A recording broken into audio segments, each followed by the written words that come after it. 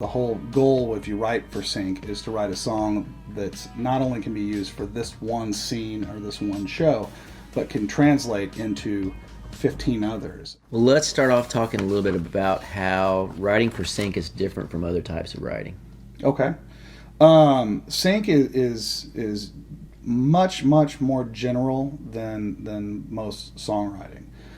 Conceptually, if you think about the idea of big picture feelings and emotions, great day, happiness, togetherness, love.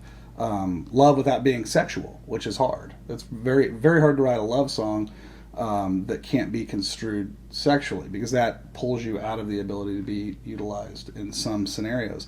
But conceptually, sync is about general principles, generally human emotions.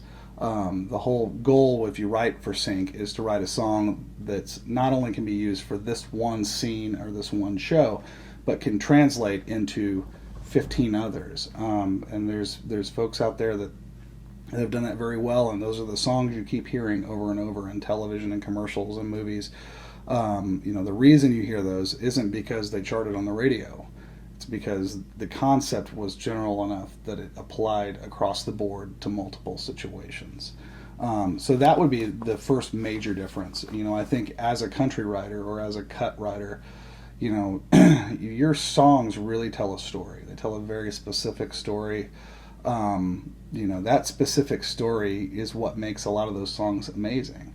However, the ability to pull back from that story and go from the details of a love story where boy meets girl and they fall in love and girl goes out of town and the boy is sad and misses the girl and then they reunite at the end and everything is happy. To be able to take that and to encapsulate it into a hook that within 15 to 20 seconds can let you know that it's just about love. And so it's one of those things where I more and more, when I talk to Nashville songwriters, they really are in love with the story song. Mm-hmm. And it's really tough to back away from that and go, wait a minute, I don't need to give them quite this many details. At the end of the story, it's really about the hook, and it's about having a memorable hook with a catchy tune, and with bona fide emotional content that translates. Gotcha. My wife the other day was singing a song, and I said, "What are you singing?" And she said, "Happy" by Pharrell Williams. Mm-hmm. And I said, "What does it say? What are the words to it?" She goes, "Happy." She said, "That's about all it says, I think." Mm-hmm. So that's kind of what you're talking about, right? Well, and that was probably the most utilized song of that year in sync. I mean, it's everywhere. But, All American Authors, Best Day of My Life is another one that's just used everywhere, because it's everybody, no matter what socioeconomic background you're from, has woken up and had a great day. It's something we can all relate to. The other thing I'd say about sync that's really interesting is it's genre-wise, the most perfect music, I think, for sync is not too genre specific. It's very stylistically middle of the road. Hard rap, hard rock, incredibly twangy country is so scene specific. But when you get to that kind of almost adult contemporary top 40 sound, that's the stuff that you're hearing utilized. And even, Pharrell and Happy, Pharrell was a hip hop producer. Pharrell wasn't a pop star. Pharrell started out as part of the Neptunes, which was an underground hip hop group. And Pharrell totally retooled himself to be a pop star. And he's got the bank account to prove it. Now, if he had stuck with his original music, he would certainly be successful. But he wouldn't have had the success in the sync space that he's had. And, I think that's definitely played a part in his growth as a bona fide rock star. So you're saying, instead of thinking of the song as a story, you're thinking of the song as expressed one universal emotion. Generally, yeah. And get that emotion across in 15 or 20 seconds. The average, as you watch TV, and here's homework assignment number 1. Watch TV and try to pick a song or two out from the television shows you're watching, or from the advertising you're watching. What you're going to hear is going to be maybe a verse, maybe, and certainly a hook. And that's generally all there's time for, if you get that much.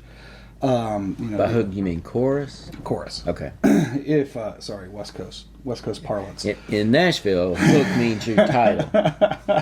But that's it's going to be, you're not going to get enough of the song to give you the entire story.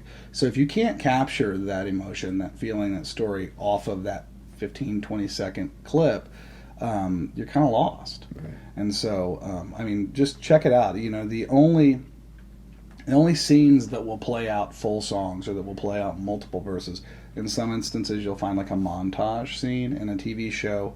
Grey's Anatomy was perfect for montage scenes. I mean, all over that show were montage scenes, and it actually broke a lot of bands utilizing those. But it's not the norm. Most of the sync placements are 30 seconds, 45 seconds, 15 seconds. And by montage, what do you mean? A montage meaning a series of shots, a big scene, a series of shots that capture a large conceptual message. We had one with a show on CMT called Gainesville that was, I don't watch the show, so I can't tell you really what the plot points were, but it was a boy and a girl, and they'd broken up, and he was brooding, and then they were doing shots across, a field outside of Gainesville, Florida, and the girl was, out skipping rocks on a lake or whatever. It's these big kind of artsy shots are the times that you see the montage come into play. And in those scenes, they can utilize a couple of verses. They can really showcase a song. But that's probably 5 to 10% of the uses out there in TV. You just don't see that kind of use. So for a lot of uses, do you need a whole song, or can you just have a verse and a chorus? The songs can be short, a verse chorus, especially if it's just a sync song. Verse chorus is fine if you know what you're pitching for. The thing you're going to run into that can work against you in that situation is a lack of authenticity. Mm-hmm. And the fear that the song was written by a songwriter sitting in a room writing specifically for sync, thinking all I need is a verse and chorus. Right. It's kind of a catch-22.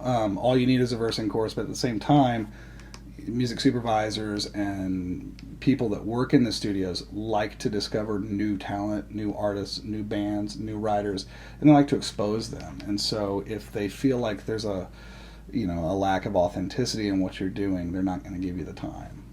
Even if it's a perfect song. In a lot of it depends on your relationship with them. It depends on, if you have a pitch person working with your music or a publisher, their relationship with the person. Because I definitely get calls from people that say, hey, I just need something good.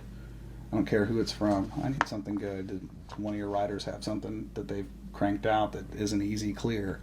And in those situations it works. But more often than not, I find that people want authentic. They want real songs. They want to know that you wrote the song and that the song means something to you. Even though it might not be your best story song.